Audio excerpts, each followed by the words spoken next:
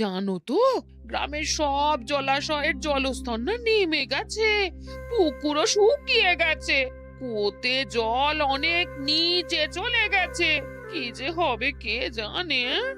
এই বছর তো বৃষ্টি হয়েছে কম, তার উপর মানুষজন জল ব্যবহারের চেয়ে নষ্ট করে বেশি। দেখি, মহারাজকে বলতে হবে।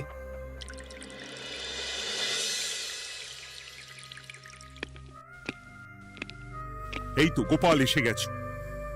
শুনেছো, রাজ্যের সকল জলাশয়ে শুধু শুনিনি, চাক্ষুষ দেখেছি, আর এর কারণ ও তার সমাধানও ভেবে এসেছি মহারাজ। তুমি কি বলতে চাইছো সেটা বলো না খোলসা করে।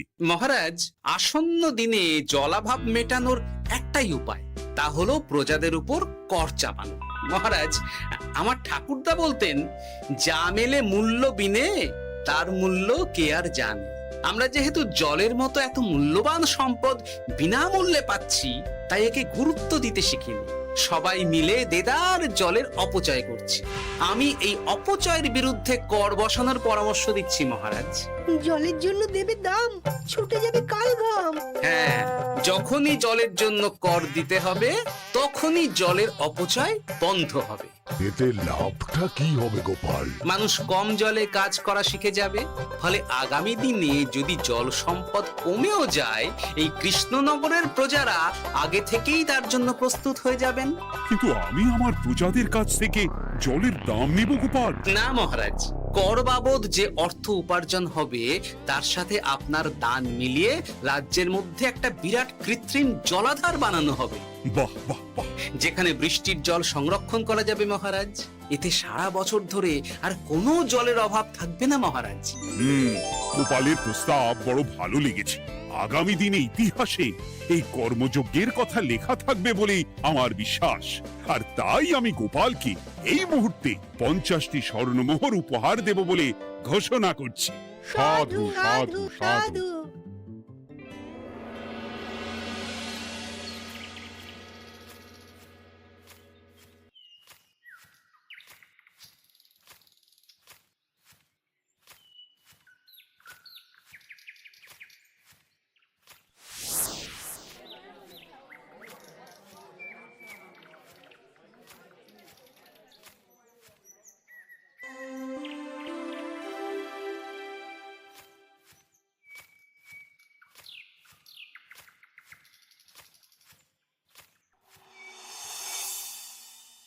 মানে আমার এই এতটুকু স্বাদ তুমি পূর্ণ করবে না? আমি কি নিজের জন্য চেয়েছি নাকি? সবই তো পাবে তোমার মেয়ে আর জামাই। হ্যাঁ, সে বুঝেছি গিন্নি, তাই বলে এতগুলো মুদ্রা আমি খরচ করতে পারবো না। পারবে না? আমি তাঁতির বাড়ি থেকে মেয়ে জামাইয়ের জন্য কয়েকটা শাড়ি আর ভালো পাঞ্জাবি কিনে একটু পাঠাবো। কিন্তু এখন আমার কাছে অত মুদ্রা নেই গিন্নি, পরে পেলে আমি ঠিক তোমার স্বাদ পূরণ করব। আবার বাজে কথা বলার জায়গা পাও না তুমি। এতক্ষণ কোথায় ছিলে গো? আমি বেলায় নদীর পাড়ে গিয়েছিলাম, তখন কমলা আমাকে বলল তোমায় নাকি দেখেছে। কি দেখেছি?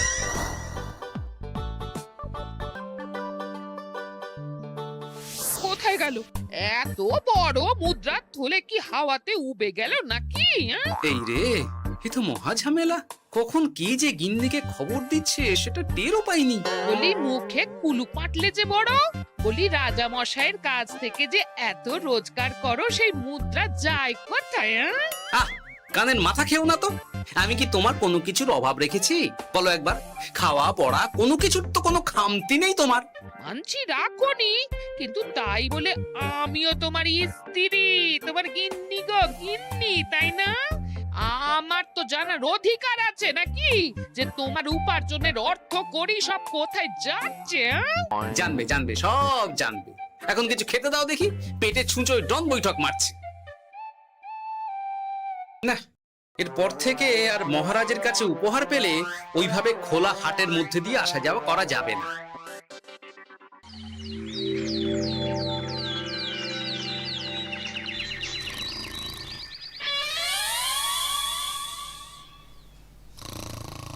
তোমার আর কোনো চিন্তা নেই গোপাল।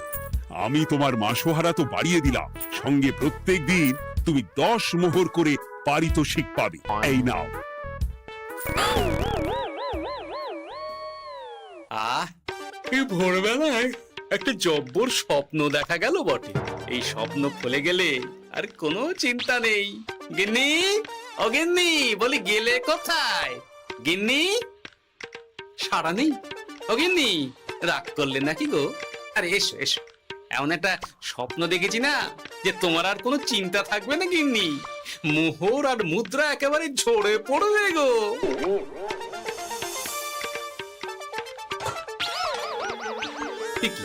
এসব ফলাহার সাজিয়ে রেখে গেল কোথায় গিন্নি?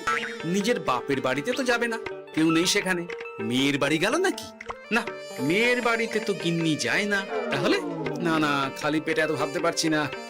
আগে মুখ হাত ধুয়ে এসে কিছু খেয়ে নি, তারপর দেখি গিন্নি কোথায় গেল। না, গিন্নিকে তো কোথাও দেখলাম না। গেল কোথায়? যাকে আগে রাজবাড়িতে তো যাই, ফেরার সময় না হয় আবার খোঁজ নেব, ততক্ষণে ফিরেও আসতে পারে।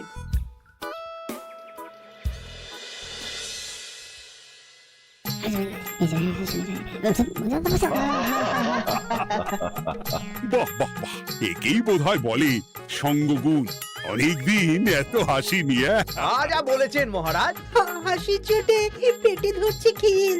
কর্তা আর গিন্নিতে দেখছি রয়েছে অনেক প্রেম। কি গিন্নি, তুমি এখানে কি করছো? একই গোপাল, তুমি রাজসভায় এলে যে বড়। তুমি নাকি রাজসভার কাজ থেকে অবসর নিতে চেয়েছো? হ্যাঁ, এই কথা কে বললো মহারাজ? এই তো উনি বললেন। বলি আমি আবার কি করব? তুমি আমায় একটা কাজ দিলে আর সেটা আমি করব না বলো? আমি তোমায় কাজ দিলাম? কি কাজ? বাবা গোপাল, তুমি কি আকাশ থেকে পড়লে নাকি? তুমি তো তোমার গিন্নিকে বলে পাঠিয়েছো যে তুমি আর রাজসভার কাজে যোগ দিতে চাও না। তোমার নাকি আর কাজে মতি নেই, তুমি বিশ্রাম চাও। এই রে, গিন্নি দেখি ভয়ঙ্কর চাল দিয়েছে। আমার নামে রাজসভায় এসে এইসব বলেছে। তাই কথা ঠিকই গোপাল, যে তোমার অবসর গ্রহণের কথা শুনে আমি বিশেষ মনমরা হয়ে পড়েছিলাম। কিন্তু তোমার গিন্নি যেভাবে রাজসভায় হাসি মজা হুল্লোড় পরিবেশন করছে, তাতে আমার মনে হচ্ছে এ সাপে বর হয়েছে। এই বেলা যদি গোপালকে কায়দা করে রাজসভা থেকে তাড়ানো যায়, তাহলে আমার পথ থেকে বিরাট বড় একটা কাঁটা উপড়ে ফেলা যাবে। গোপাল গিন্নি সবার মধ্যে বিলিয়েছেন হাসি, তার জন্য রাজামশাই হয়েছেন ভারী খুশি। হ্যাঁ গোপাল, তাই আমি ঠিক করেছি তোমার স্থানে আমি তোমার গিন্নিকেই বহাল করব। হ্যাঁ, তোমার সঙ্গে ঘর সংসার করে ওর বুদ্ধি বেশ খোলতাই হয়েছে, সেটা বোঝাই যাচ্ছে। এছাড়াও আমাদের অনেক পরামর্শ দিয়ে সাহায্যও করতে পারবে। তাছাড়া উনি মহিলা বলে অন্দরমহলেও যেতে পারবেন, রানীমাও খুশি হবেন বলেই তো আমার বিশ্বাস। কি গোপাল গিন্নি, তোমার এই কাজ করতে কোনো আপত্তি নেই তো? আপত্তি কেন থাকবে মহারাজ? আমি ধন্য আপনি আমায় এত বড় সম্মান দিচ্ছেন বলে। এ তুমি আমার কত বড় সর্বনাশ করলে গিন্নি। তুমি কিনা শেষে আমার চাকরিটাই খেলে। এটা গোপালের জন্য বড় ভালো হলো, তাই না? কোনো কাজ করতে হবে না, কিন্তু রোজগার আগের মতোই থাকবে। অবসর আর উপার্জন একসাথে। না হে গোপাল, তুমি আর এখানে কাঁচু মাচু মুখে দাঁড়িয়ে না থেকে নিজের বিশ্রামে ব্যাঘাত ঘটিও না। আমাকে সবার কাজ শুরু করতে দাও। যথা আজ্ঞা মহারাজ।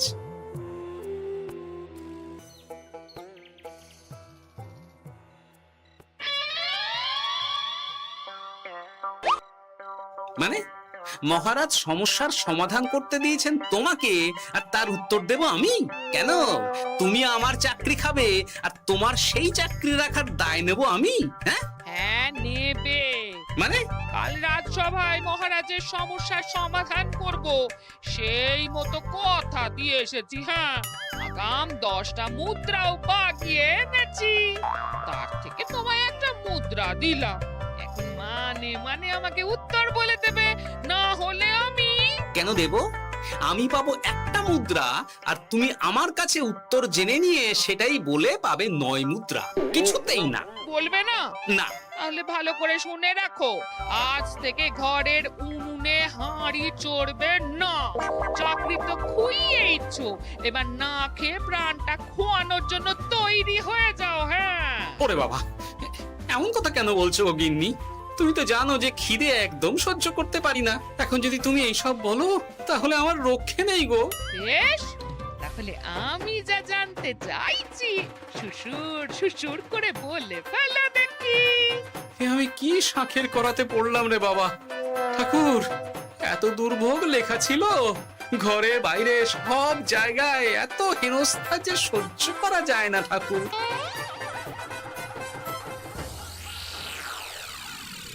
একেই তো বলে গো গিন্নি, মেঘ না চাইতেই জল।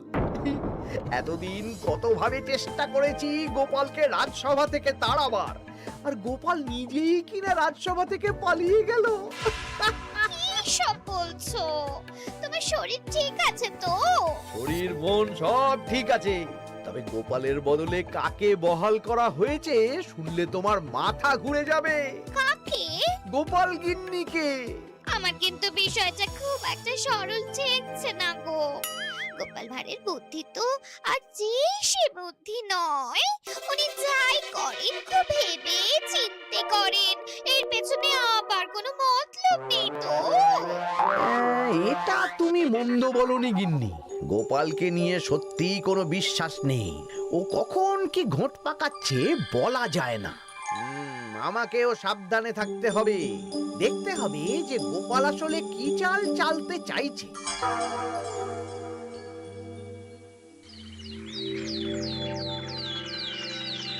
হ্যাঁ গোপাল গিন্নি, এই একটাই প্রশ্ন আমায় সারা রাত ধরে জাগিয়ে রেখেছে। মানুষ মরে ভূত হয়, ভূত কি মরে? তাহলে ভূত মরলে কি হয়? মানে মহারাজ, এই প্রশ্নের উত্তর আমার আজকে দিতে ইচ্ছে করছে না। হ্যাঁ, আমি না হয় আপনাকে আগামীকাল এই প্রশ্নের উত্তর দেব, ঠিক আছে? হ্যাঁ, গাছ থেকে পড়ে গেলে জাপটে ধরে ডালকে। আজকের প্রশ্নের উত্তর উনি দেবেন কালকে। না হে গোপাল গিন্নি, তা হয় না। এই প্রশ্ন আমাকে সারা রাত বিচলিত করেছে। আবার যদি আজকেও এই প্রশ্নের উত্তর না পাই, তাহলে তো আবার একটা নিদ্রাহীন রাত আমাকে কাটাতে হবে। মানে আমি বলছিলাম কি মহারাজ, গোপাল গিন্নি তো সদ্য এই কাজে বহাল হয়েছে, তাই তাকে তো একটু সময় দেওয়া দরকার নাকি? কিন্তু প্রশ্নের উত্তর না পেলে যদি মহারাজের শরীর খারাপ হয়, তার দায় কে নেবে মন্ত্রী মশাই? এই রে, এখন আমি কি করব? এ তো মহা বিপদে পড়লাম দেখছি। আচ্ছা মহারাজ, ঠিক আছে ঠিক আছে, আমি এই প্রশ্নের উত্তর দেব, কিন্তু আমার না একটু সমস্যা আছে। খোলা হাওয়াতে গিয়ে না দাঁড়ালে আমার ঠিক মাথা খোলে না, তাই বলছিলাম। তাই না হয় যাও, হাওয়া খেয়ে এসে মাথাটা খোলতাই করে নাও, কিন্তু এই প্রশ্নের উত্তর আমাকে আজকেই দিতে হবে। হ্যাঁ, উফ, এই যে কি সমস্যা! সারাদিন ঘরে বসে থেকে থেকে তো আমার সারা গায়ে বাদ ধরে গেল। সেই সকালবেলা আমাকে ফলাহার করিয়ে দিয়ে গিন্নি তো চলে গেছে রাজবাড়িতে চাকরি করতে। এদিকে আমার যে পেটে কিচ্ছুটি নেই, তার কি হবে? মহারাজ দোকানে গিয়ে যে ভালো মন্দ খাবো তারও উপায় নেই, তাহলেই তো কাঁড়ি কাঁড়ি খরচা। না, একবার দেখি তো উনুন ধরিয়ে অন্তত ভাতটা চাপাতে পারি কিনা, তাহলে গিন্নির ওই হাঁড়ি না চড়ার হুমকির হাত থেকে অন্তত বাঁচা যাবে।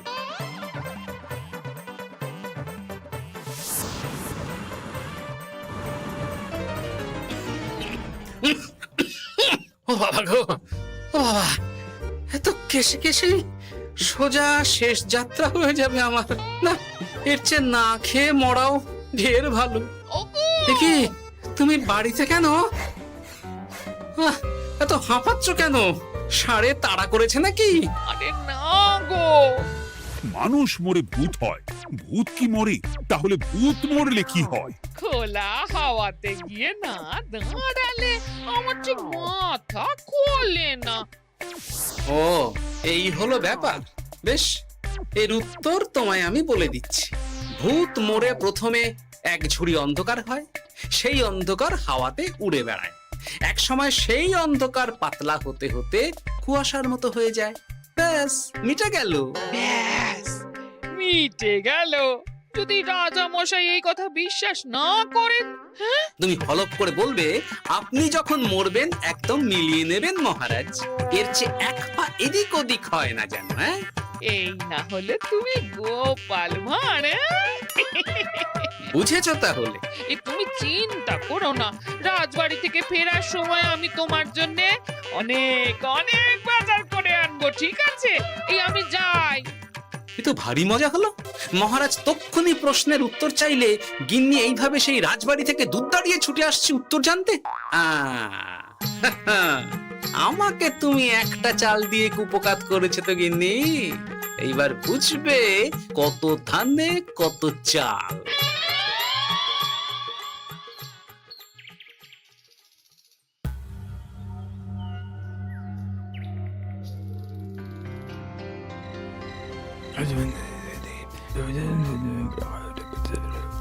বুঝেছিস তো তোর কাজটা? খুব বুঝেছি গোপাল দাদা। নেই, এবার লেগে পড় দেখি।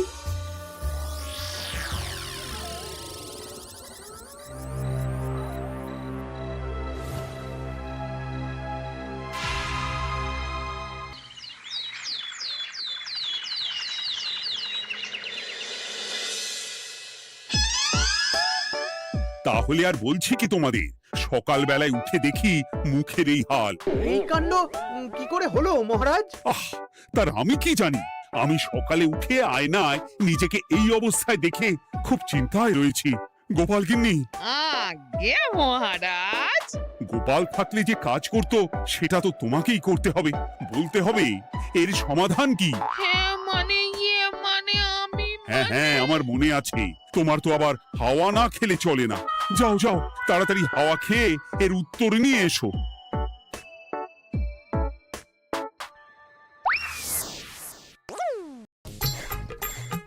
এই জন্য তুমি এত দূর ছুটে এলে গিন্নি? মহারাজকে বলবে যে তিনি যেন আজ রাতে চাদরটা মুখে ভালো করে মুড়িয়ে ঘুমোন, তাহলেই মিটে যাবে। এই রং চলে যাবে আর নতুন করে কিছু হবেও না। ও মা, বলি এত সোজা সমাধান? হ্যাঁ? তা নয় তো কি?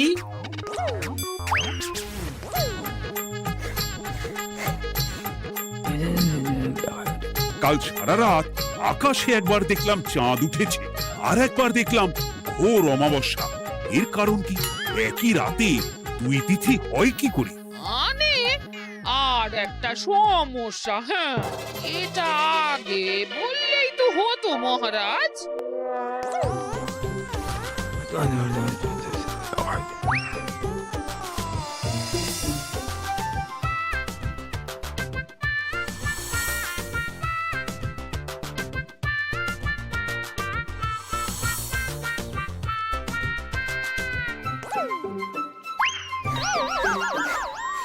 এ কি, তুমি হাওয়া খেতে গিয়ে এইভাবে খাবি খাচ্ছ কেন গোপাল গিন্নি?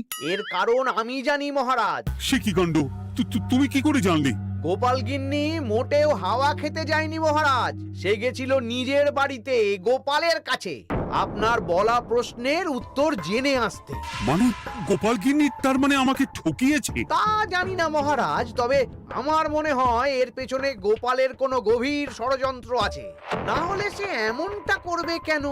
আর এক রাতেই আপনার সাথে এতগুলো অদ্ভুত ঘটনা পর পর ঘটবে কেন? বটে, এক্ষুনি গোপালকে ডেকে আনো।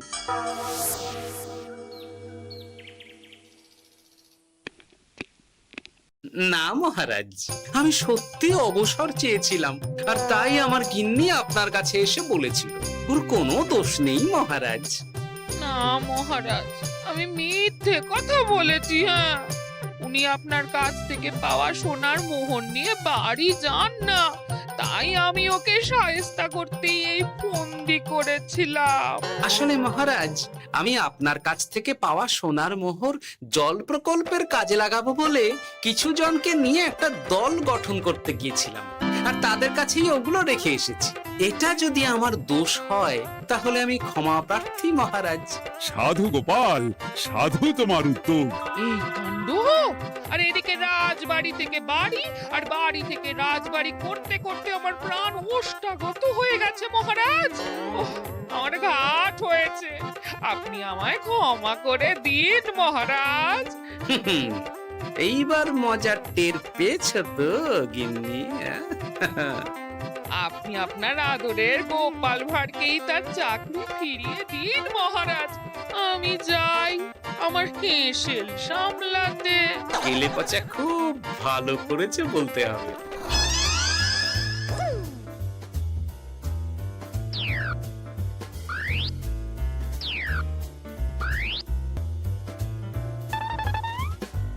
তবে মহারাজ, অমাবস্যা পূর্ণিমা সব আমার বুদ্ধিতেই কেলেপচা করেছিল।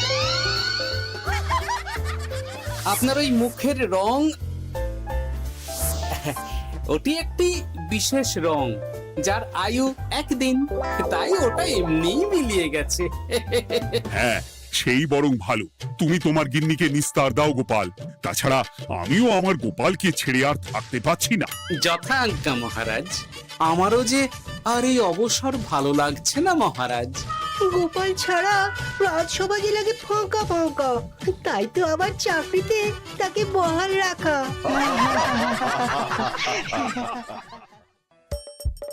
হাসির রাজা, জ্ঞানের রাজা, রসিক রাজা।